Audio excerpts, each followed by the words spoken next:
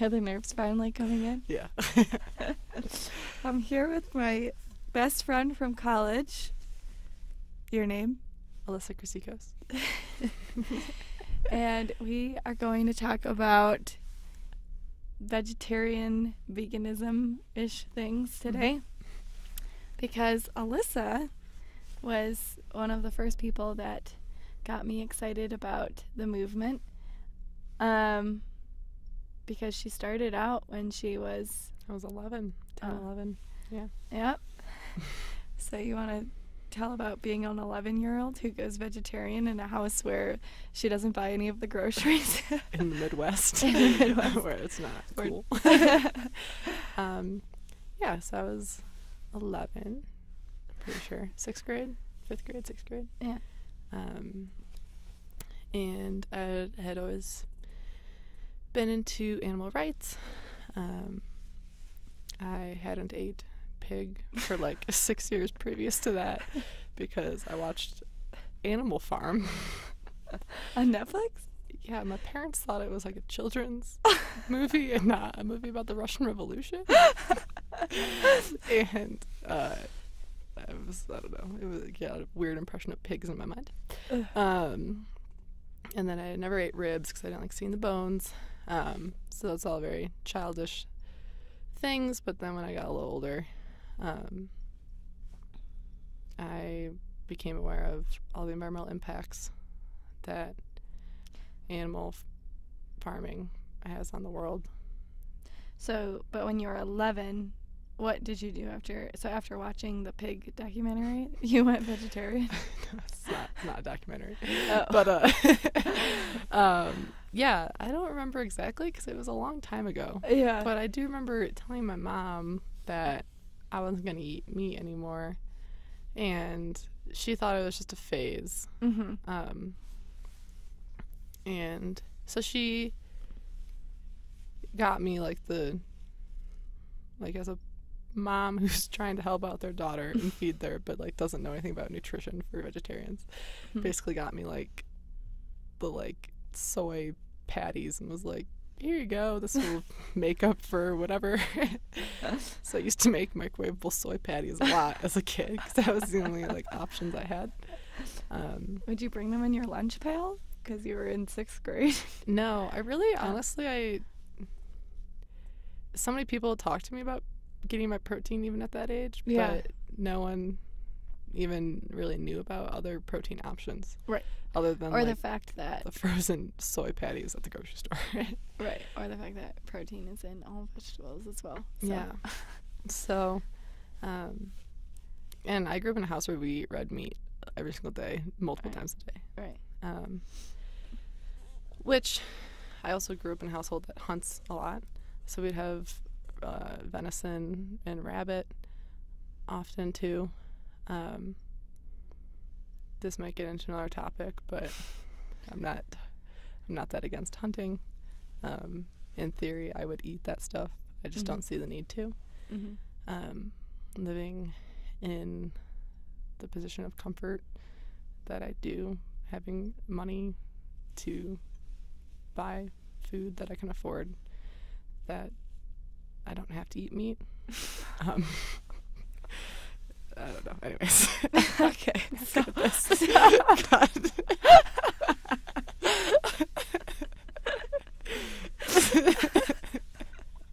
and God. Can we redo it? I'm not good at this. It's just so funny. Listen, I literally have these conversations in the car, when we're walking, if we're sitting at a bus stop. It's all very natural. She's definitely out of her element right now. So I'm very thankful, though, for your effort. Yeah, thanks. So basically, I just wanted to paint a picture a little bit more about you because I think, which we talk about this a lot too, in order to become passionate about any issue, literally, though, it's often tied to an emotional relationship that you have with either someone who's gone through an experience or you yourself have gone through an experience. So I think I got really into being a vegetarian from, I I met Alissa when I was in college, and like it was just kind of like, yeah, she didn't eat meat, so like we just didn't really eat meat. And then I moved out to Colorado Springs, and my first friends out here were vegans. And prior to moving out here that summer, I had started to watch, because I like wasn't working, so I watched some Netflix documentaries on like knife over spoon and like Cowspiracy and whatever. And then so it was more for me like this relationship of knowing people who had chosen to participate in this lifestyle, and then it was like followed up with like hearing this information, and then I started to listen to more podcasts, yada yada. So what I think about is interesting about your story though is like you were 11 when you started this journey, and there wasn't necessarily that you didn't know, like it's not like anyone in your family was vegetarian. In fact, like I remember you telling me stories about like your uncles and your grandpa, like, or just family members like grilling you at the Thanksgiving dinner table, constantly. like it was very like it was a pushback. So like what, because I think when you join any movement you're gonna have pushback, obviously. And what made you stick to this for that, you know, many years, and especially being a child when you started it?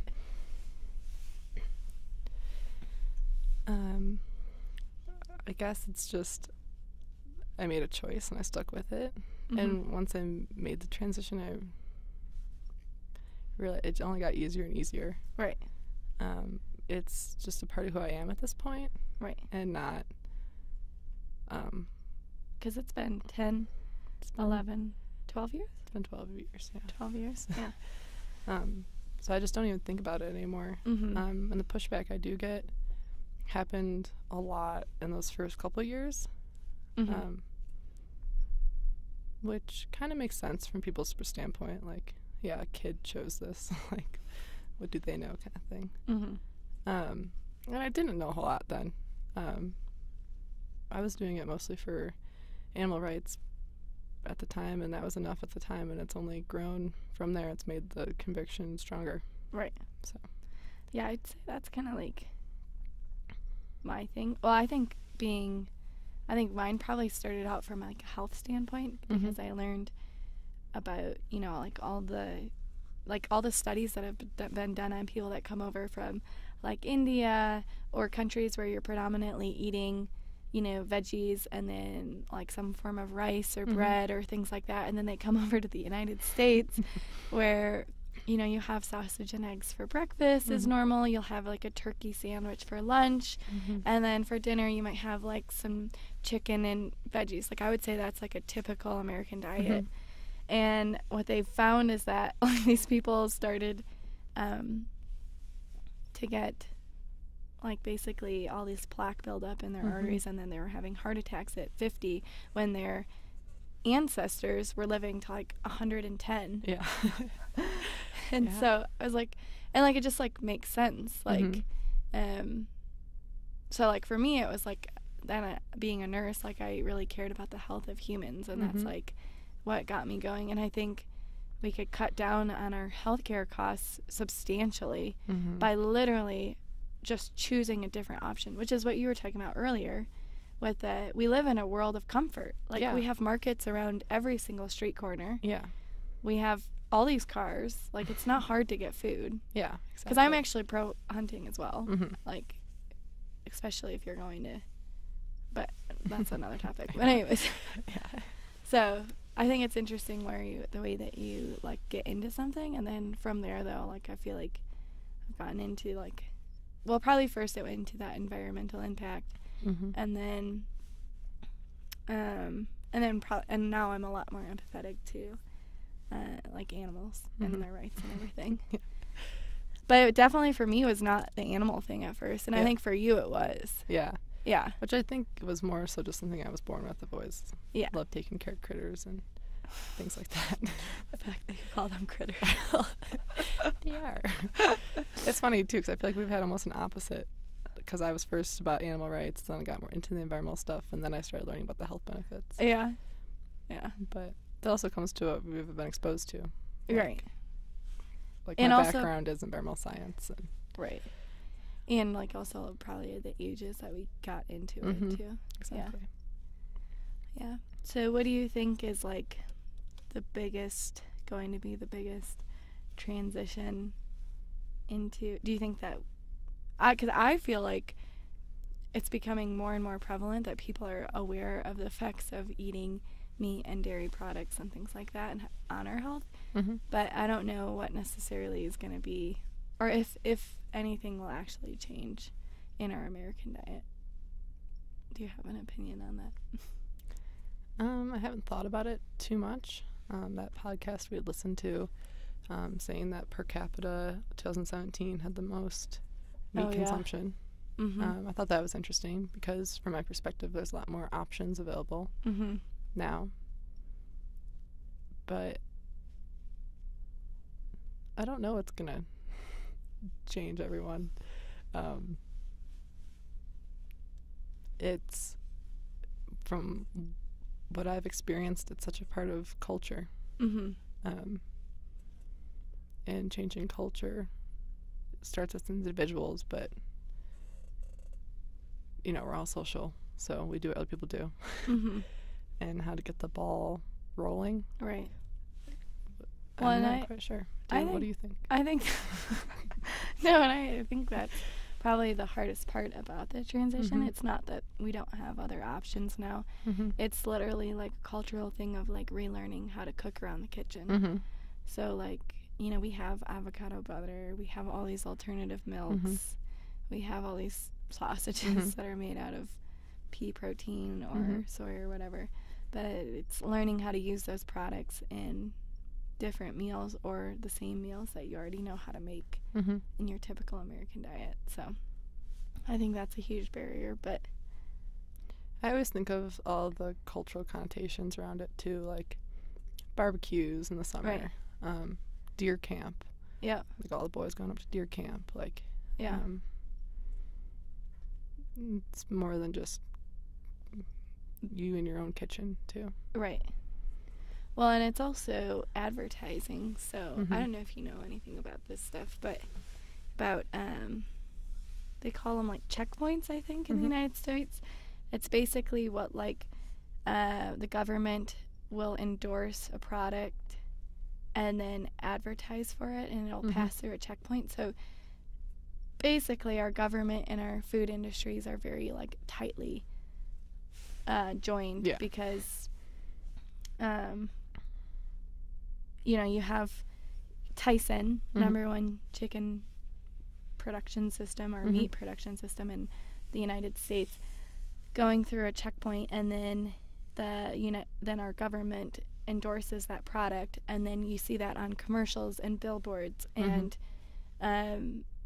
whether or not you want to be susceptible to that, you are. So so it's just with advertising. Something that you like see, and I think that impacts behavior a lot too. Yeah. So it was kind of interesting. You mentioned alternative milks, and I feel like that is one thing that has caught on. Yeah. Like I feel if you go into a normal lifestyle house, the chances of seeing an alternative milk versus a traditional milk is pretty high. Yeah. Well, and it's like same thing. Like I went to Carl's Jr. the other day, and like on their options of fast food, like they advertise I think it's the Beyond Meat burger or the Impossible Burger. I can't remember, but that's like alternative meat. And like that's like right there on their sign. Yeah. And then if you go to Starbucks now, they advertise like the coconut milk latte at our hospital at least. So I think we might see a change in our lifetime, which is huge. Yeah. I feel like we've seen a little change with the milk industry at least. Yeah. I was reading this article. It was from a newspaper in Iowa, and it wasn't really talking about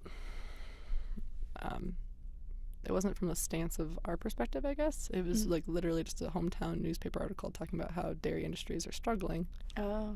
And how big companies that they're signed contracts with are dropping these contracts because milk isn't being sold as much. Right. And we do export a lot of our milk in the United States too. So I thought that was interesting because it was more or less proof that milk is in decline. And from the perspective of these dairy farmers, which is what the article was from, it's like they're trying to make ends meet, which made me think about how many dairy farmers there is, how many cattle ranchers there are, how many pig farmers. Like, there's a huge human aspect of all this from the people that create it. That the industry is going to have to change too. Right. Well, and that's why, so we listened to a podcast by Bruce Friedrich, who created a company called the Good Food Institute, and he was part of PETA for like 20 years and recognized basically that educating people about, like, I mean, you can look at the effects that being a vegan or a vegetarian have on your government, your health, your environment, animals, whichever angle you want to look at it, it has a positive impact. But it does require like a cultural change. So he was looking at creating a company where you can basically offer an alternative to the meat, the milk, and I don't know if we've actually gotten into the vegan stuff really yet, but his big focus was like creating more plant-based, supporting companies that want to start plant-based companies, and then clean meat, which is like definitely a weird concept, but which I thought was a really cool strategy, because I think when it comes to making change, it's not necessarily like we've seen that with smoking. It's not commercials saying, hey, smoking's bad. It's a cultural change. And so what his company's doing is like endorsing all of these products that basically are alternatives to the meat world, and working at making them accessible to like the general public at like Walmart or any grocery store, and then making it cost effective so that the average consumer can buy the product. So then slowly but surely you have this transition where it just becomes normal to buy the alternative milk. But in that process, what I like about his point is we're not trying to, like, so if you look at any of these documentaries about the agricultural world, like, their lives are hard. They work 16-hour days. They are really like just trying to make ends meet at this point. Like, all of these GMO seeds are not yielding the same crop numbers that they were producing. That's just looking in the agricultural world. But then feeding your animal becomes more expensive as a result, and yada yada. But his idea is to like support basically like farmers and things like that in this new wave of food technology. So we're not going to get rid of jobs, we're just going to change your job, and it's going to also have a positive impact on, our environment and our people, and you can feel good then about the product that you're producing, the protein that you're creating, because it's going to have all this positive impact. Because I don't think anybody in the farming world wants to have an animal, a chicken that's being grown 7 times faster than it naturally would because it's pumped with antibiotics and living in and then shipped off to a slaughterhouse. Like, no, I don't think any like human is like really behind that. But it's some people probably are. But it's their livelihood, and like this is kind of you grow used to what you see all the time. Yeah. So what I like about his thing is like, because jobs are like that's like a part of our economy, and you don't want to destroy someone's livelihood. You just want to offer an alternative to how they're currently doing their process, which is, I think, really cool about him. Yeah. My initial thought on that, though, is it's going to be interesting how that relates to the commercial fishing world. Because Well, you know, they have an alternative fishing company that just started. Really? It's called the Good Catch. Huh. Yeah.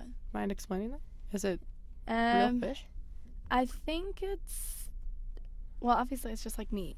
Okay. It's not like meat or protein or plant-based meat is made out of typically like pea or soy or but in the podcast they were saying like 92% of our vegetables have not been explored for their protein use in creating these meats. So I don't know a lot about Clean Catch, but I think the idea being that they would make them out of a plant-based substance. So yeah, that's kind of cool. Yeah. Because then that would also protect our water a little bit more, which I know you're passionate about. Yes. Well, fishing, I think, is a severely overlooked aspect of all this. You live and meet a lot of people that they don't eat the traditional, like, farm animals, but they'll still eat fish. Right. And it's honestly one of the things that I get most scared of looking towards the future is the state of the oceans. But I feel like that's not as in the forefront of all these talks as much. What scares you? Fish stocks are just depleted all over the world, and they've been that way for a long time, but it's only getting worse. Fish stocks? What does that Fish mean? stocks. Oh, fish stocks. So the amount of fish. Yeah. What we know about the bottom of our oceans is fairly limited considering what we know about other things. And we're still fishing with methods that produce a lot of bycatch. And what does bycatch mean? So bycatch is when you use there's lots of different types of nets. But basically when you catch fish using a net, you get whatever was in that net. So you get the fish you were fishing for, and you also get whatever else was in that area. Which, if you're not fishing for that type of fish, or stingray, or whatever it is, it typically dies in the process and often gets thrown back in the ocean. Sharks is one that makes it in the news every once in a while. I think just a good, very simple idea to think about it is salmon used to live in Southern California and use the tributaries there, and now they're really only found Oregon and up. That has other reasons behind it too, like damming and agriculture runoff. Which is actually then it also has to do with just the amount of fish. But then that's like full circle, like then that also, well, but if you're taking out an animal that lives in an environment, it's going to change the quality of that environment. And like we are, from a human standpoint, like let's say all you care about is humans. Like we're like made up of like 80% water or something like that. So like if our water sources are going to change, then like that affects everybody. So it is affecting everyone right now. Yeah, that gets into and then not even, because that talks about agriculture. It doesn't necessarily relate to. I mean, it does. Everything's related, but well, because that was the big thing too with the raising of the animals was like, it's not even so much. It's like you're creating. You have to use like 9 times the resources in order to raise the animal, in order for the human to eat the animal. And so you're using 9 times the amount of water versus just feeding the human directly with the water, which is like just not sustainable if you even want to think about it from like a global sense of where we're going to be feeding like 9.7 billion people, which is also a problem in its own that I think you know about. Yeah, with all the food waste and everything too. Yeah. But because it's kind of, do you remember the part about his, like the calorie conversion part? With the chicken. Yeah. The 9 calories into chicken produces 1 calorie for a human. Right.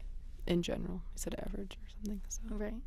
And then beef was like even worse. It's like 25 calories. that you put into any source of beef, you only get like 1 calorie out. Mm-hmm. It's like just not even efficient. Like the process is not efficient. No. So, yeah. It's not. Yeah. Yeah, I don't want to speak on things I don't know about, but Right. I have always wondered, like, now that I live out west and seeing all the cattle ranches, knowing all the dams created to divert water to lands for agriculture. Mm-hmm. I haven't looked into it, but there's a lot of cows. Yeah. There's a lot of cows. There are a lot of cows. Well, and it's also interesting, and I think we're passionate too from a emotional standpoint, because we grew up in Michigan, and people, you'll see in the news about tapping the Great Lakes to provide water out for these out west states because we're not having enough, which is then also getting into, global warming.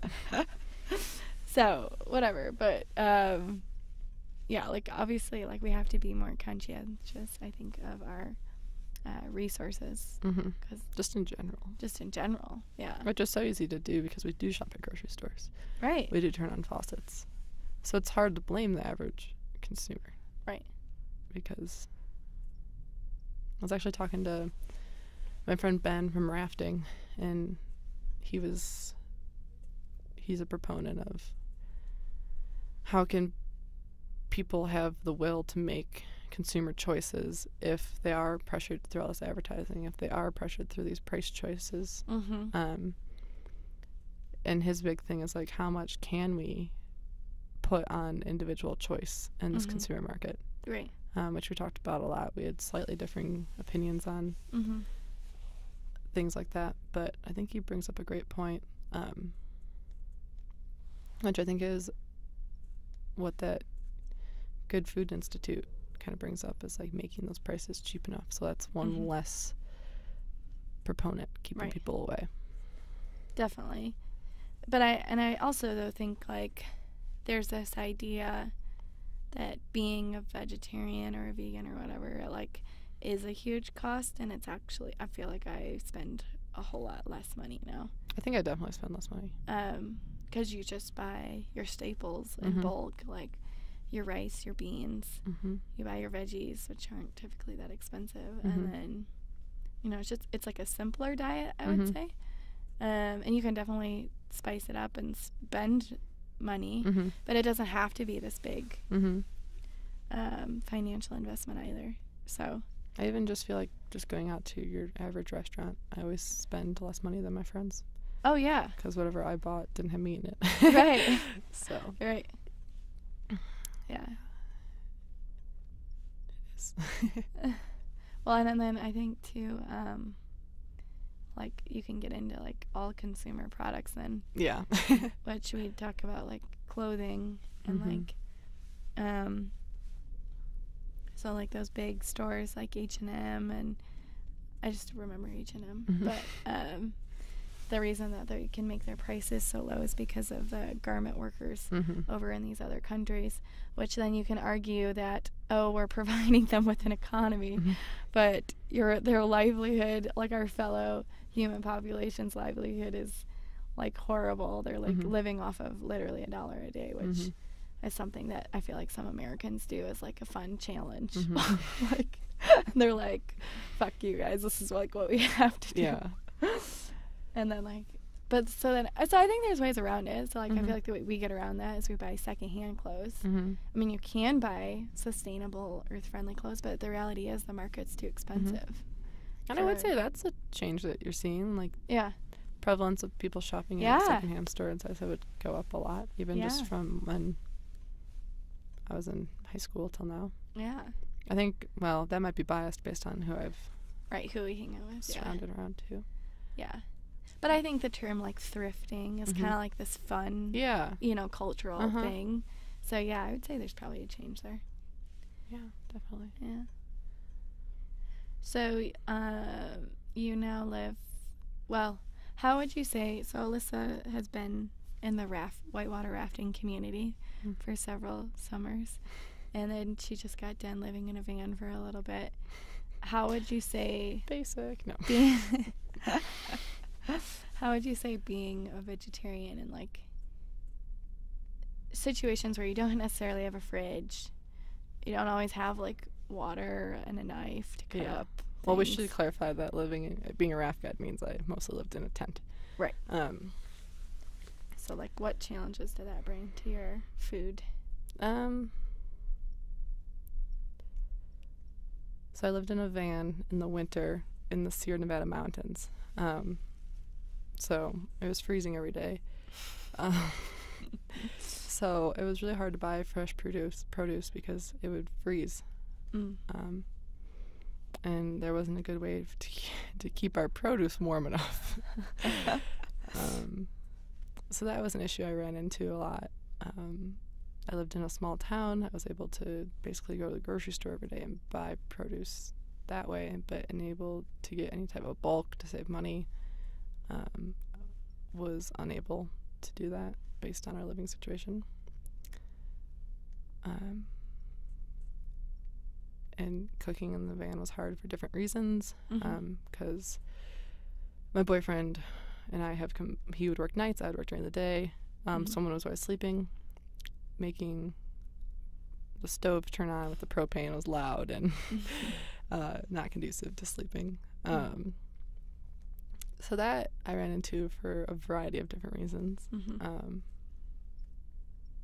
More it's so, kind of like you had the different challenge though, because when that was a different challenge. That wasn't necessarily. My challenge was more like I didn't have something to keep things cold. Yeah. So you kind of had to go to the store more frequently. Which, yeah, that might just be problems with van life in itself. Right. Well, if you don't do it the right way. Yeah. Which we, ours wasn't necessarily trying to be hippy-dippy and travel the world in our van or anything. Right. Like, we live in a tourist town. It's a ski town with no housing. We'd been looking for housing. Yeah. The majority of our friends had to live in their cars. This was us just following suit kind of thing. Right. Until we found a place to live. I don't know. I haven't really found that many problems, to be honest. I mean, other than the van, like, it's not like it's that hard. Well, that's kind of it's almost easier. That's kind of what I was getting at. Like, I feel like same thing. Like maybe living in a tent. Like I feel like so you don't have to be as worried about bacteria getting into your cucumber. Right. And like same thing. Like I eat a lot of like beans and rice and things like that, and like. With beans, like typically you can also buy them in a can. So and it's just like I'm gonna be honest, that's how I get most of my beans. Right. I know I don't really make the dry stuff. I haven't explored that. I've lived with people that have, and that I've right joined, but I do a lot of canned. Yeah. Which has higher sodium and its own things, but in general it's really convenient. Right. Well, and same thing like for me, I don't eat eggs or dairy products, so like even that was even easier too. Having these alternative situations of living, because you don't need to refrigerate a lot of those products then, because like literally the products that I eat come straight from the earth, so I'm not worried about bacteria or we should always be a little worried about bacteria, but I know what you mean. But you know what I mean. But I you don't have to have refrigeration, right? But I think that points to like a larger point about even just like logically, like our bodies are like, we've been putting all these products into them, and we have to create this very specific environment in order for us to be able to eat them. That just doesn't make sense. I know. Of course there was natural ways people used to preserve things, right? And burying it underground and fire salting and things like that, but it is a lot easier to just eat vegetables, right? And fruits, right? Or and beans and stuff like that. And beans, but I also think too, because I always worry, like whenever you get really interested in a topic, you worry that you're promoting something that might not actually be good for population. But like literally from every avenue that I've looked at, like there's no way eating more fruits and veggies, eating more things that come from the earth, like whole food grains, things like that. Like there's just like there's no way that it can be bad for you, I guess. Now with this whole clean meat, plant-based protein stuff, I'm interested to see, because a lot of times, like for me, like they'll have like the vegan cheese at the market, or you know, obviously like tofu is always an option, or like these alternative forms of sausages and things like that. But I get worried about eating too much of that, because I don't know necessarily how that's going to affect us long term. Yeah. And I'm not necessarily saying that there's bad. I know there are bad effects though from eating too much soy. Yeah, estrogen. So we need to explore it the other, like, but I don't think there could be a bad effect from eating too much pea protein. Or we just don't have enough research to it right now. Or we don't know. But but that's basically saying, like, what's the harmful effects of eating too many peas? Which I don't think there would be anything.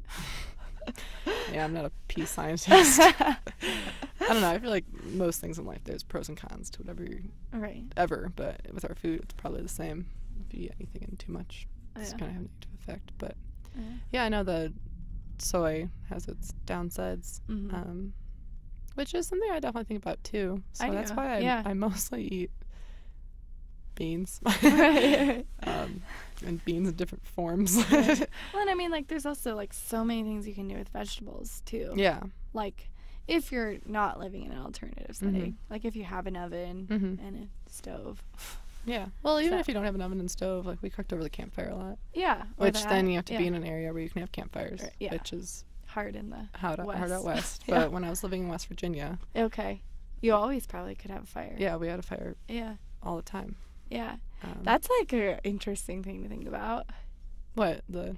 Like, I didn't even think about that part of it. Because, like, I've gotten kind of used to not being able to have a fire in the summer in Colorado. We have a ban from, like, or at least last summer, we had a ban from, like, literally, like, June to forever. Yeah, I haven't had a bonfire. I remember when I first moved out to California, and my friends were like, we're going to have a bonfire. And it was like the thing you put your charcoals in. Yeah. They like created a small flame like the size of my hand, and we were all like, bonfire. And I was like, oh my god. Oh my god. In Michigan, we used to like stack trees out in the middle of the forest. Yeah. Totally not. Yeah. So it was what was funny. that called? That party in our college? Oh, the WAP. WAP. Yeah.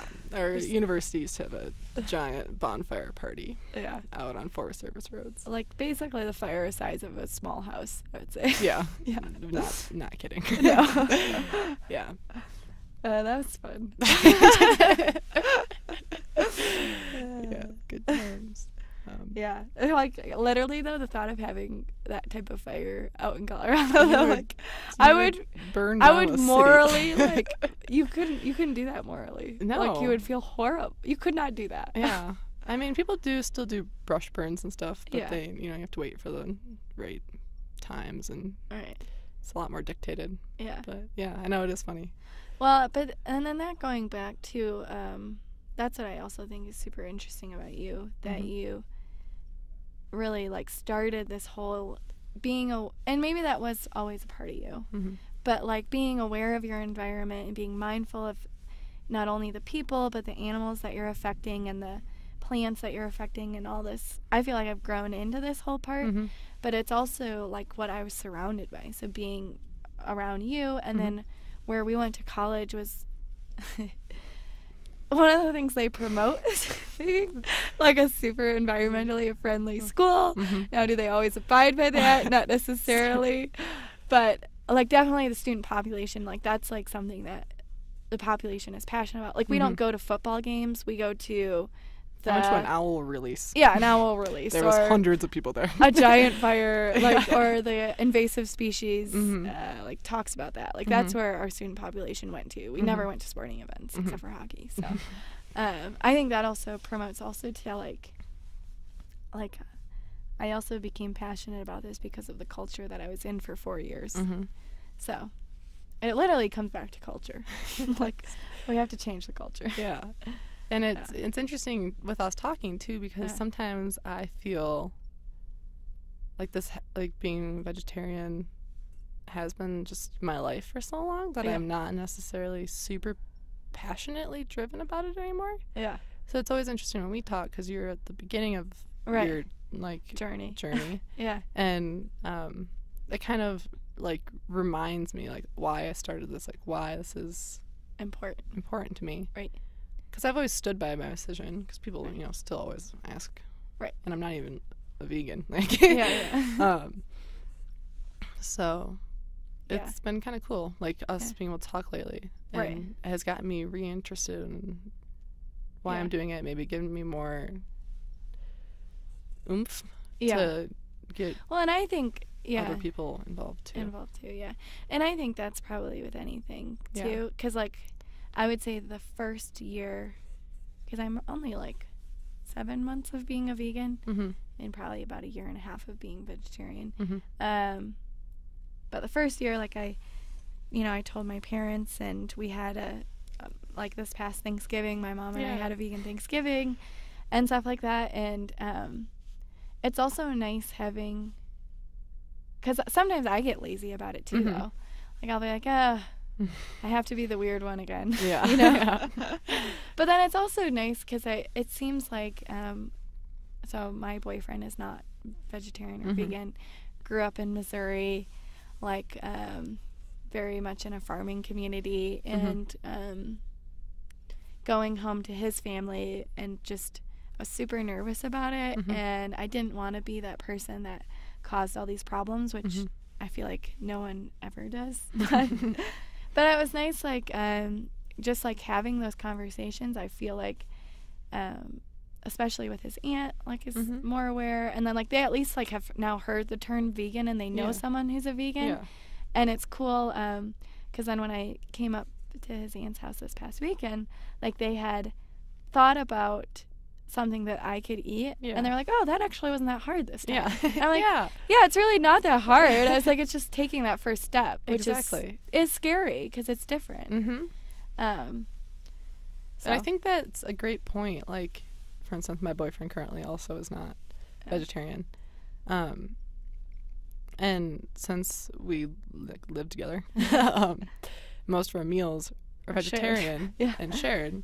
And he even mentioned, he was like, yeah, it's not that hard. Like, if I want meat, I'll just put it in another little saucepan. And he's admitted that he's ate a lot less meat since we've been together. Right. And not because I'm forcing anything on him. It's just like, it's just not that once hard. you realize how easy it is, it's not that big of a deal. It's not a big deal.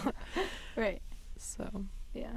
That's what Landon says too, actually. He's like, which I'm not. I'm also not the person that says, personally, I don't think everyone needs to be vegan. But we as humans, we don't need to eat as much meat to survive. Well, and like maybe that's more of like the reality of it is, I mean, we could solve so many issues if people chose to go all in. But there was a great book that I saw, and it was like vegan after 6. So it was like, sure, have your turkey sandwich, have your eggs for breakfast, but then for dinner, don't buy the steak. You know what I mean? Or even more easy, like take out your sausage with your breakfast. You know, like it's just like small little things. Like if we all did that, it would make such a difference. And that's kind of what I talk to about people at work who they obviously know I'm vegan, but like it's just, you know, like just eat a peanut butter sandwich instead of a turkey one, and you're making a little bit of a difference. Yeah, sometimes I don't necessarily think that I am making a difference. But I think at least I'm not putting money towards something I don't believe in. Right. Because, that's the way I kind of justify it to myself. Right. But I also have to, that relates to my ideals on a lot of environmental issues, because I am so involved in it. It gets really taxing. Thinking about it all. So I always think, like, at least maybe not how am I changing the world, but like how am I making choices for myself that I find morally fine. And you were the first one that I ever really, like, we ever talked about, like, voting with your dollar about. And I feel like since saying that, like, I, like, consciously, I can't purchase certain things anymore. Because it makes me feel bad that I'm, like, even just supporting, like, these types of things. Which, like, you were talking then, I remember one time we were driving in the car, and, like, we had to go to a different gas station because at that time you were really, like, invested in the oil companies and their effects. You're like, I'm sorry, I just can't put my dollar towards this gas station. And I was like, That's all right. I don't even remember that. I do. It's funny. Which is funny because it is easy to get like amped up about something and then kind of forget. Yeah. Which is nice about making it just a lifestyle, which is I find easier. But but I think that's kind of cool for vote with your dollar. Anybody. Yeah, like anybody, if you're passionate about anything, just being, we do. And granted, your choices are dictated by a lot of other things, but if you can choose to be mindful that some garment worker is literally living off of that $1 that you spend, that you just throw around haphazardly, like you can make at least a personal choice to make a difference with where you spend your income, which does something. I think I don't know, I'm just thinking about it now because you just brought it up, but it's a really easy way to change yourself if you just think about yourself more, I guess. Yeah. Not thinking about yourself, but think about what you value. Yeah. And which makes me think about that personality test we took yesterday. Oh, yeah. We both clicked that what was it? That awkward question where it was like, do you think about yourself rather than others? Oh, yeah. And it was like, well, of course we're like very mindful of other people, but like, I kind of think about what I'm doing first. Yeah. But I don't necessarily know if that's a selfish thing. Well, I also think you always inadvertently look out for yourself first. Right. Yeah. Like that's survival of the fittest. It's just like not even of the fittest, but it's just like a survival instinct. Right. Yeah. I always think like passengers in cars are the most likely to get killed in car accidents because subconsciously the driver always tries to save themselves. I don't know. Yeah. We're always technically first. Right. But even if you want to say that you think of others first. Yeah. I know, I felt bad clicking that though. Which is probably a cultural thing. Yeah, maybe. Yeah. But it's true. Yeah. Yeah. I mean, if I'm being honest. Yeah. I think so too. Yeah. And I think it could also be how you read into the question. Yeah. Like I did think of that car accident example and like think of like survival wise, I am always thinking myself first. Yeah. But when it comes to caring for other people, which is something beyond having my needs met, obviously we do look after others. Yeah. Especially you and your job. Right. Well, and like this whole topic. Yeah. It's aimed towards caring about something else than yourself. Yeah. Exactly. Yeah. Which I feel like I do more in like a larger scheme of things. Mm-hmm. Like with my job, I protect the water that goes into the waterways that feeds my children. Yeah, maybe not the exact, but like the something. It's all connected. Yeah, it's the drinking water for the city I live in and stuff like that. Yeah. Where you more directly like care for like, will provide individuals. Yeah. Yeah. Yeah. I forgot what I was gonna say about that. Yeah. Well, I just think too, that whole, if you go back to like Maslow's hierarchy of needs, there's like it is. It's a survival instinct of like you have to meet your basic, you have to feel safe, you have to have food and water. I don't remember anything else. But before you can, and there's also that expression, you have to fill up your own cup before you can pour it over into others. So maybe it's not selfish to care about yourself. Because you have to do that in order to be able to care about others. Yeah. So. And caring for others' food and water is important and relates to this topic. Right. Help them get those needs. Fill up that teacup with clean water. Clean water. Yeah. Which is, what was I going to say? Oh, this is like kind of a side note, but I totally, tragedy of the commons, I think it's like referred to, but I was at the water tank at my old job and there wasn't that much water left and I knew I was really thirsty that day. So I like filled up my whole water bottle with all the water that was left and then I was like, well, that was kind of a dick move because like what if someone else wanted water? But then I like just did it without even thinking, and I was like, man, like I don't know, you can see how when resources become scarce, it is easy to only think about yourself, and that wasn't a very simple like we had another water fountain like 20 feet away. Like, It just, and that I also relates think, to though, the global economy too. right. About it.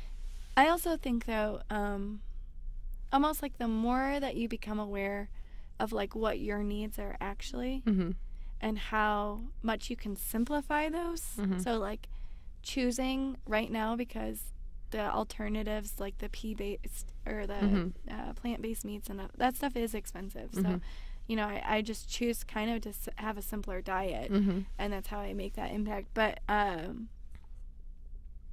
like I just think about like our cross-country road trips and stuff like that, and I feel like you've always been a person though who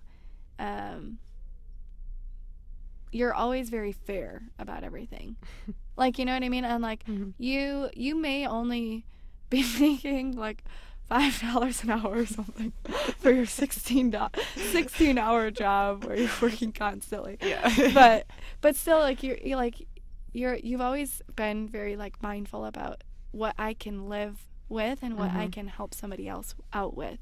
And I feel like maybe that is related to you kind of knowing what you value from like a very young age, and how that maybe has spilled over, because that's something I've noticed being your friend in situations where we were both broke as shit. And like it was like, okay, let's have a can of beans tonight and a cucumber. Like, yeah. Which the simple diet also, I feel like we're very easy having simple diets. True. We don't like really care about that kind of stuff though. As long as we're full. We'll eat a bell pepper and be like, that was a good meal.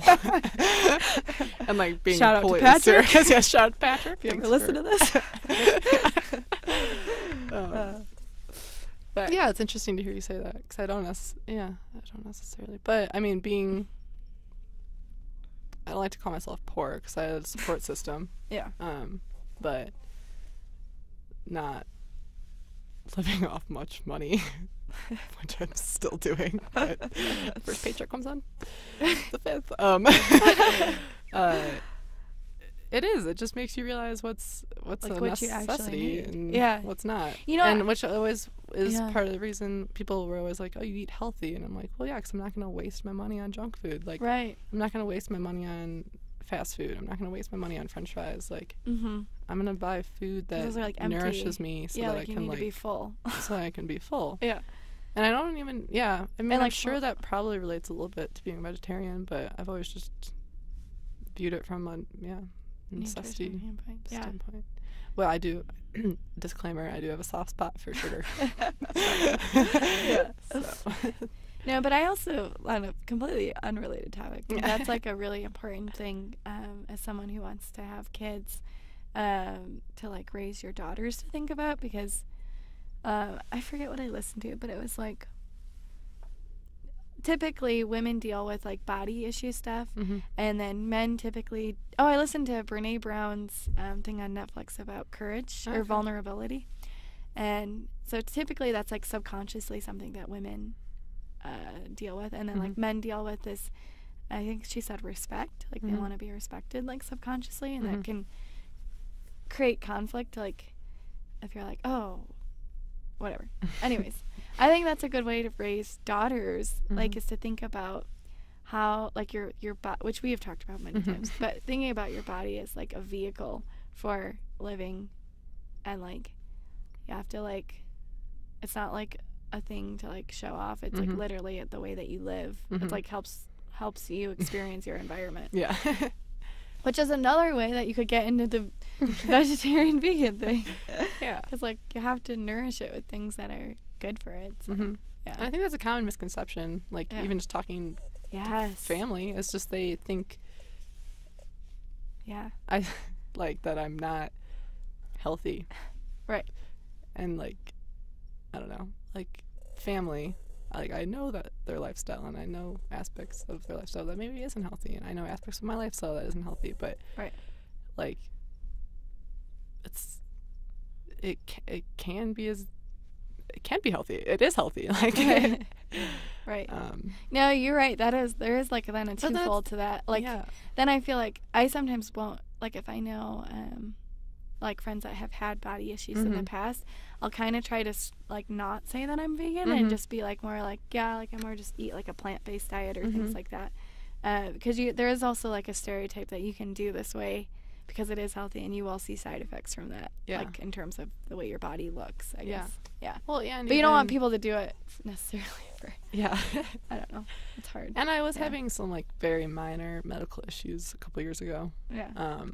Got a lot of blood tests done to see my levels of everything, and I wasn't super deficient in anything, but I was deficient in vitamin D, which does relate to how it's being taken up by other nutrients that I might be lacking from having a plant-based diet. Which is kind of the reason why I still eat eggs sometimes, because it has omega-3s. It carries some stuff that I feel, there can be deficiencies, even if you do have a relatively healthy lifestyle and eat, enough of our beans. Yeah. There's so many types of beans out there. If you go through those aisles, guys, you can switch it up garbanzo, all the time. kidney, black. They have like flavored black beans. They have the chili ones. Chili beans, vegetarian refried beans. And they have so many different types of rice. Yeah. And there's so many different types of bread and hummuses. Yeah, hummus does sound good. It's also nice that we like have. Yeah, you're right. Like, it's nice, like, also having someone that like likes that type of food. Yeah.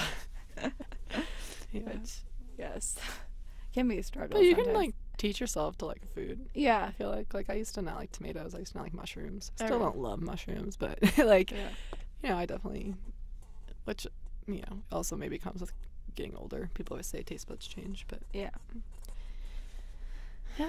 So, like, if you're a person who's ate meat their whole life, like, okay, eating black beans is not going to be the same as eating hamburger. Like, that is the plain and simple truth. But there's people working on making a hamburger for you. Right. That's no ham. Which it never did begin with, but. Yeah. But, like, I don't know. It's. You can get over it. Right. Well, yeah, and I feel like, there's just so many other types of foods too. I feel like there's so many too, like cultures. And we live in a world where you can have access to it. Well, like there's so many cultures that have led by example, like vegetarian, vegan cuisine, and like it's just that the American diet has. And that's not to completely bash on it. I mean, it became what it is because we've had some brilliant people who have made things really fast and efficient, and that's not to like knock them down. It's just I don't think when they were creating these like fast food industries and ways of growing animals at such a speed that it causes them to need antibiotics and horrible living environments, which also affects the humans taking care of them. Like, I don't think you necessarily saw the side effects of all of that from the beginning, but now that we do know the side effects, it's important to make a conscious choice to not continue that path. I think is the big thing. So,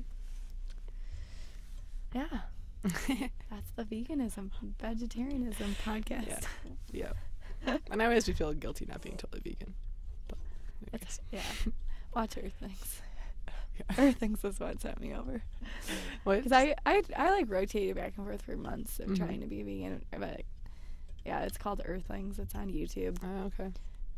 It kind of like showed, because I was like, oh, like, is drinking or doing dairy products. I know like kind of like the health side effects of it. A lot of our allergies come from dairy. A lot of our inflammatory responses in our body come from dairy. But then I like. You can only care about so much. So I was like, whatever. Yeah. But then I watched this documentary and it showed like how like the cows are like kind of like chained up and like the milking process is not like this little cute farm boy taking his time out in the field with a bucket. It's like a machine that's really aggressive. And like as a woman who like wants to feed my babies someday, like I just couldn't support something that like was like that. Yeah. But well, thank you for being on the podcast. Yeah, thank you for having me. Glad I could come out to Colorado. One more shout out to Patrick. Yeah, shout out to Patrick. Thanks for traveling cross country with us and our peppers.